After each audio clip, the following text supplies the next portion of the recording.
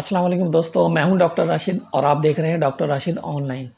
आज मेरी वीडियो का टॉपिक है कि आपको टाइफाइड है या नहीं है। अगर आप टाइफाइड से मुतल्लिक ब्लड टेस्ट के हवाले से मालूमात जानना चाह रहे हैं, कौन सा टेस्ट करवाया जाए, किस लैब से करवाया जाए, तो ये वीडियो आप ही के लिए है। अगर आप इससे रिलेटेड मालूमात नहीं चाह रहे हैं तो वीडियो को यहीं से लीव कर दीजिएगा। बातों को करते हैं ख़त्म, वीडियो को करते हैं स्टार्ट। अब अक्सर सवाल ये आता है कि डॉक्टर ये लिख देते हैं कि आप टाइफाइड का टेस्ट करवा लें, या टाइफाइडॉट लिख देते हैं कि ये टेस्ट आप लैब से करवा कर आ जाएं।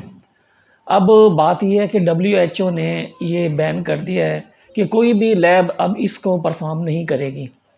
टाइफाइडॉट को कोई भी लैब परफॉर्म नहीं करेगी। इसकी वजह क्या है? वजह मैं आप दोस्तों को बता देता हूँ।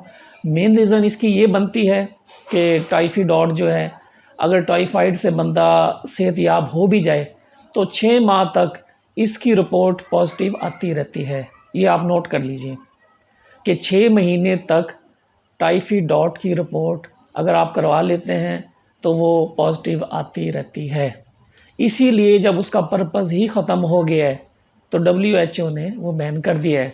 लेकिन अब भी कुछ लोकल लैब्स, छोटी लैब कर रही हैं, तो इस टेस्ट का करवाने का कोई फ़ायदा नहीं है। अब सवाल पैदा ये होता है कि अगर टाइफाइडॉट ना करवाएं तो टाइफाइड को हम चेक कैसे करें?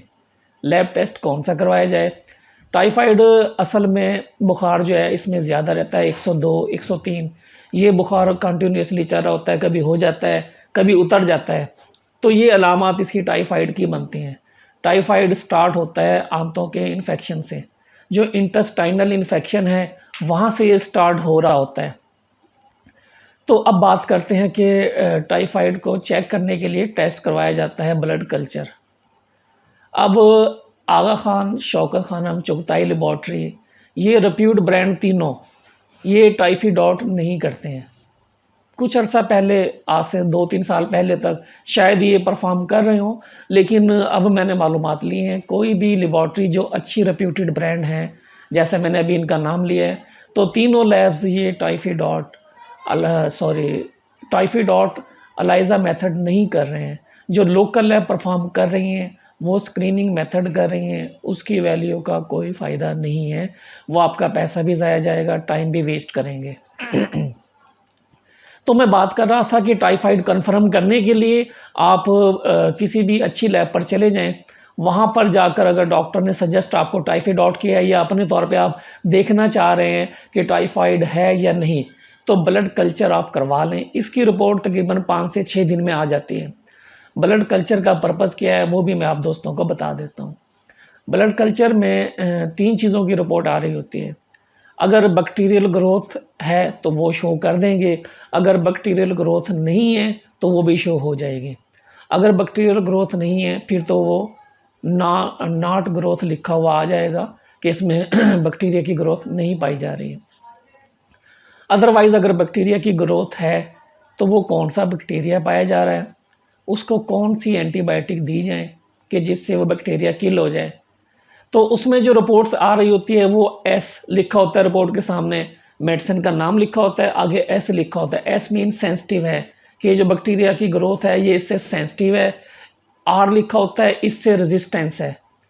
तो इससे हमें ये कन्फर्म हो जाता है कि कौन सी एंटीबायोटिक अगर यूज़ की जाए तो ये बैक्टीरिया किल हो जाएगा, और कौन सी एंटीबायोटिक को ये बैक्टीरिया किल कर रहा है। तो ये इसकी बड़ी इन डिटेल में रिपोर्ट आ जाती है।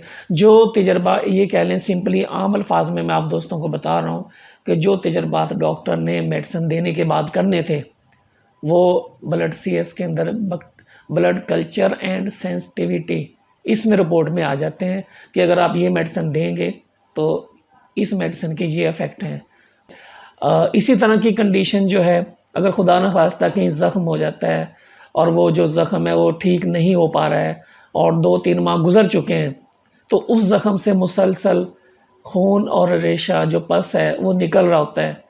तो अक्सर डॉक्टर जो आर्थोपेडिक सर्जन होते हैं तो वो पस for CS culture and sensitivity ये लिख देते हैं।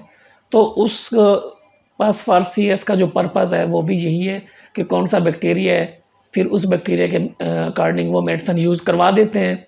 तो उससे ये होता है कि मरीज़ फ़ौरन सेहतयाब हो जाता है। तो ये जो CS के जो टेस्ट होते हैं ये ब्लड में भी हो जाते हैं, स्पूटम में भी होते हैं, यूरिन में भी होते हैं, बॉडी फ्लूइड में पाए जाते हैं, कोई टिश्यू है उसमें भी हो सकता है ये।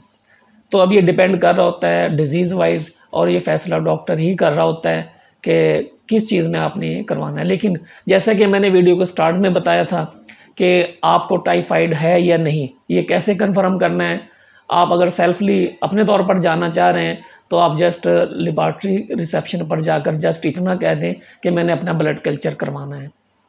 अगर वो उनको थोड़ा सा अगर गाइड कर देंगे कि स्पेशली फॉर टाइफाइड, तो फिर वो उस हवाले से आपको रिपोर्ट दे देंगे।